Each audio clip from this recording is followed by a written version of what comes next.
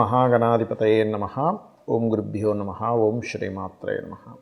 అరుణాం కరుణాతరంగితాక్షీం ధృతపాశాంకుశపుష్పబాణచాపాం అనిమాదిభిరావృతాం మయూకైః అహమిత్యేవ విభావయే భవానీం. శ్రీమాత్రే నమః. ప్రేక్షకులకి ఆ లలితాంబిక అమ్మవారి యొక్క అనుగ్రహం పరిపూర్ణంగా కలగాలని మనస్ఫూర్తిగా కోరుకుంటూ మనం ఈరోజు అసలు ఏ రాశి వారికి వాస్తుపరంగా ఎటువంటి విషయాల్లో జాగ్రత్త తీసుకోవాలి. కాకపోతే చాలామంది తెలియక ఈ రాశి ఈ నక్షత్రం అయితే ఈ డైరెక్షన్లో ఉండాలేమో అనుకుంటారు. అది అసలు ఆ డైరెక్షన్ రాశి నక్షత్రాన్ని బట్టి డిసైడ్ చేయకూడదు. కాకపోతే దశను బట్టి మీకుండే గ్రహం ఏ మహాదశ నడుస్తుందో అది ఎలా ఉందో దాన్ని బట్టి కూడా మనకి గృహంలో ఆ తత్ సంబంధించిన దిశల వల్ల కొంత ఇబ్బంది పడుతూ ఉంటాం. దాని గురించి ఇప్పుడు మనం పూర్తి ఇన్ఫర్మేషన్ తెలుసుకుందాం. అయితే ఈ విషయాలు చెప్తుంది నేనైనప్పటికీ కూడా చెప్పిస్తుంది సాక్షాత్ లలిత అమ్మవారికి భావిస్తూ ఒక్కొక్కటిగా తెలుసుకుందాం. ధనస్సు రాశి. ధనస్సు వారికి ముఖ్యంగా కేతు నక్షత్రం ఉంటుంది, మూలా నక్షత్రం, పూర్వాషాఢ, ఉత్తరాషాఢ నక్షత్రాలు ఉంటాయి. చాలామంది మూలా నక్షత్రం అంటే భయపడుతుంటారు, కానీ ఎక్కడా శాస్త్రంలో మూలా నక్షత్రంలో పుట్టినంత మాత్రం భయపడాలని కానీ మూలన వారు పోతారని కానీ ఏమీ లేదు. మూలా నక్షత్రానికి అధిపతి కేతువు. ఈ యొక్క కేతువు ఈశాన్య దిశకి కారకుడు కాబట్టి ఆధ్యాత్మికతని, ఒక డెసిషన్ మేకింగ్లో ఒక క్లారిటీని ఇచ్చేటువంటి పాత్రను పోషిస్తుంటాడు. కాబట్టి ఈశాన్యంలో ఎట్టి పరిస్థితుల్లో మీరు మూలా నక్షత్రం వారు ఈశాన్యం చాలా జాగ్రత్తగా చూసుకోవాలంటే ఎలాగా కొంచెం వెలుతురు వచ్చేలాగా నీట్గా ఉండేలాగా ఆ స్థలం ఎక్కువ ఓవర్ బరువులు పెట్టకుండా దాన్ని లాక్ చేసి ఉండకుండా చూసుకోండి. ఇక మూలా తర్వాత పూర్వాషాఢ నక్షత్ర జాతకులు పర్టికులర్గా మీరు ఆగ్నేయం ఎలా ఉందో చెక్ చేసుకోండి ఏదైనా గృహం తీసుకునేటప్పుడు. బికాజ్ ఆఫ్ శుక్రుడు అధిపతి సర్వసాధారణంగానే ఈ ధనస్సు రాశిలో శుక్రుడు యొక్క మహాదశలు నడుస్తున్నప్పుడు ధను లగ్నంలో పుట్టారంటే అది ఖచ్చితంగా వివాహము, వివాహ జీవిత స్థానము మరియు వివాహ జీవిత భాగస్వామితో ఉండేటువంటి రిలేషన్ మీద దాని యొక్క ప్రభావం అనేటువంటి చూపిస్తూ ఉంటుంది. అలాగే ఇక్కడ ఈ రాశివారు ఎప్పుడు ఏ ప్రాపర్టీ తీసుకున్నా కూడా ఖచ్చితంగా ఈశాన్య భాగాన్ని చెక్ చేసుకోవాలి. మరీ ఎక్కువగా పెరగడం తరగడం కూడా మంచిది కాదు. ఈశామాన్యం పెంచమని చెప్పారు, అది ప్రధానంగా గుర్తుపెట్టుకోండి. ఇక ఇదే రాశిలో ఉత్తరాషాఢ నక్షత్రం కూడా ఉంటుంది. వాళ్ళు ప్రధానంగా జాగ్రత్త తీసుకోవాల్సింది అంటే ఇంట్లో అన్ని దిశలు బాగా చూసుకోవాలి. ఇంకాస్త ఎక్కువగా కాన్సన్ట్రేషన్ తూర్పు వైపు పెట్టాలి. దాన్ని ఇంకొంచెం ఇంప్రూవైజ్ అవ్వాలంటే లైట్ గ్రీన్ కలర్ వేయడం, అక్కడ కొన్ని మొక్కలు పెంచుకోవడము, అదేవిధంగా కొంచెం రిలేషన్స్ బాగా మెయింటైన్ చేయడము. చాలామంది వాస్తు అంటే కూల్చేసేయాలి, విరగొట్టాలి, పగలగొట్టాలనుకుంటారు. అసలు అలా కానే కాదు. నేను స్టెప్ బై స్టెప్గా చెప్తాను అసలు వాస్తు చూసుకునే విధానం ఏంటనేది. పాయింట్ నెంబర్ 1, మీరు ఎప్పుడైనా సరే వాస్తు చూసుకోవాలి అంటే మంచి వాస్తు ఇంట్లోకి వెళ్ళాలంటే ఫస్ట్ మీ పేరులో ఉండే మొదటి అక్షరాన్ని తీసుకొని దాన్ని వర్గు అంటారు. అంటే మీ పేరు ఆ నుంచి అమహ మధ్యలో ఉంటే మీకు తూర్పు కానీ దక్షిణం కానీ ఉత్తరం కానీ పనిచేస్తుంది, లేదా వాయువ్యం పనిచేస్తుంది, కానీ పడమర లేదా ఈశాన్యం పనిచేయదు. ఇలా కావర్గు, చావర్గు, టావర్గు అని ఇలా ఉంటాయి. అయితే ఇక్కడ మీరు పేరులో ఉండే మొదటి అక్షరంతో పాటు మీ యొక్క జాతక చక్రంలో రాహుకేతువులు ఎక్కడున్నారు, ఎగ్జాల్టెడ్ ప్లానెట్స్ అంటే ఉచ్చస్థితిలో ఉండే గ్రహాలు ఏ రాశుల్లో ఉన్నాయి దాన్ని బట్టి కూడా డైరెక్షన్ ఎంచుకోవాలి. ఈ రెండు కలుపుకొని. ఇది పాయింట్ నెంబర్ 1. ఇక రెండవది, మనకు డైరెక్షన్ తెలిసింది కానీ ఇంటి యొక్క సింహద్వారం ఎక్కడుంటే బాగుంటుందంటే మనకు శాస్త్రంలో చాలా స్పష్టంగా ప్రతి ఇంటికి కూడా సింహద్వారాలు అనేవి 3-4 పదాల్లో ఉండాలి అని చెప్పి శాస్త్రం. కాబట్టి 3-4 పదాల్లో ఉండేలాగా మీ యొక్క గృహం యొక్క ప్లానింగ్ వేసుకొని ఆ గృహం ఎన్ని డిగ్రీలు టిల్ట్ అయింది, ఆ టిల్ట్ అయిన దాన్ని బట్టి మీకు అది ఎన్ని డిగ్రీల్లో ఏ పదం వచ్చిందో చూసుకొని ఆ రకంగా సెట్ చేసుకోవాలి. ఇది ముఖ్యమైనటువంటి ఈ రెండు చాలా ముఖ్యమైనటువంటి వాస్తులో. ఇక మూడో ముఖ్యమైనటువంటి అంశం ఏమిటి అంటే గృహంలో మనం వస్తువులు ఎక్కడెక్కడ పెట్టుకుంటున్నామో కూడా చాలా ముఖ్యమైనటువంటిది. గాలి వెలుతురు, బేసిక్ లెవెల్ గాలి వెలుతురు. ఎందుకంటే చాలామంది గాలి వెలుతురుంటే చాలండి అదే వాస్తు అంటారు.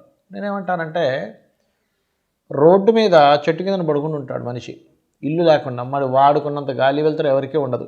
మరి వాడు చాలా అసలు వాడికి అన్ని సంపదలు అన్నీ వచ్చేయాలి కదా. కేవలం గాలి వెలుతురు మాత్రమే వాస్తు కాదు.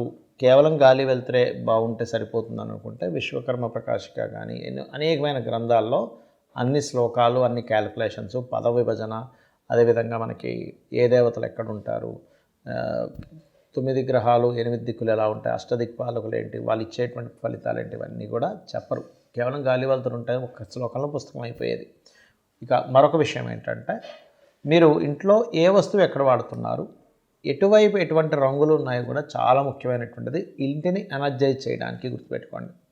ఆ రకంగా ఎప్పుడు కూడా గృహంలో మీకు నడుస్తున్న మహాదశను బట్టి కూడా ఉంటుందండి. అంటే మీకు తెలియకుండానే ఉదాహరణకి రవి నుంచి కేతు వరకు తీసుకుందాం దశల్లో. రవి దశ నడుస్తుంది, కానీ మీ జన్మజాతకంలో రవి పాడయ్యాడు. ఇంకాస్త మీరు ఈస్ట్ డైరెక్షన్లో వెళ్ళినటువంటి ఇల్లు ఈస్ట్లో ఉండే ఇది సరిగ్గా లేదు. అంటే ఈస్ట్లో మొత్తం బాగా తగ్గిపోవడం, స్థలము వెస్ట్లో పెరిగిపోవడం జరుగుతుంది. అప్పుడు ఆ ఈస్ట్ అనేది సన్కి సంబంధం కాబట్టి కమ్యూనికేషన్స్ దెబ్బతినడం, సోషల్ కమ్యూనికేషన్స్, పూర్వస్తు సభాగర్ అన్నారు కాబట్టి అటువంటి ఇబ్బంది అనేది జరుగుతూ ఉంటుంది. అలా కాకుండా చంద్రమహర్దశ నడుస్తుంది. ఉదాహరణకు చంద్రుడు బాగుంటే ఫైన్, ఒకవేళ పాడయ్యాడు అది మనసుకు సంబంధం కాబట్టి మీరుండే ఇల్లు కూడా వాయువ్య దిశ ఏదైనా తేడా ఉన్నట్లయితే వాయువ్య దిశ వల్ల మీకు ఇంకొంచెం ఏమైపోతుంది, అది ఆల్రెడీ మహాదశ ఇబ్బంది ఉంది, దాంతోపాటు వాయువ్యం కూడా దోషం ఏర్పడింది, వాయువ్యానికి చంద్రుడు కాబట్టి అది ఇంకొంచెం మానసిక స్ట్రెస్ని, అనాలోచితంగా కొన్ని నిర్ణయాలు తీసుకునేది ఇస్తూ ఉంటుంది. అదే మీకు కుజ మహాదశ నడుస్తుంది, కుజుడు బాగుంటే ఫైన్, భూముల ద్వారా బాగా కలిసి వస్తుంది, కానీ పాడయ్యాడు, అప్పుడు సౌత్ చెక్ చేసుకోవాలి. ఎందుకంటే సౌత్కి కుజుడు కారకుడు దక్షిణానికి. సో దక్షిణం బాగా పెరిగిపోయినా, దక్షిణంలో బాత్రూమ్స్ ఉన్నా, ఇది మీకు ప్రధానంగా కెరీర్ మీద దెబ్బతీస్తుంది. అదేవిధంగా ఉదాహరణకి మీకు బుధుడి యొక్క మహాదశ నడుస్తుంది. బుధుడు ఉత్తరానికి కారకుడు, అంటే ధనానికి, వ్యాపారానికి, వీటికి కారకుడు. సో ఉత్తరంలో బాత్రూమ్స్, వాష్రూమ్స్ ఉన్నటువంటి ఇళ్లలో ఉంటే బుధ మహాదశ నడుస్తున్నందుకు ఇంకా ఇబ్బంది పడతారు, లేకపోతే అది పెద్దగా మీకు సపోర్ట్ చేయదు, అంటే బ్లాకేజెస్ ఏర్పడుతుంటాయి. అంటే మనకుండే దశను బట్టి మనం ఆ గృహంలో ఆ యొక్క గృహ అధిదేవతలు, గ్రహదేవతలు అక్కడ బ్లాకేజ్ ఏర్పడినప్పుడు అది మరింత స్ట్రెస్కి గురి చేస్తుంది. అదేవిధంగా గురు మహర్దశ నడుస్తుంది. అప్పుడు ఈశాన్యం అనేటువంటిది చాలా క్లీన్గా ఉండాలి. ఎందుకంటే ఈశాన్యంలో బరువులు పెట్టేసి ఈశాన్యం కట్ అయిపోయి ఈశాన్యంలో బాత్రూమ్స్ ఉంటే ఏమవుతుందంటే అనాలోచితమైన నిర్ణయాలు, అనవసరంగా ఏవేవో పూజలు, అంటే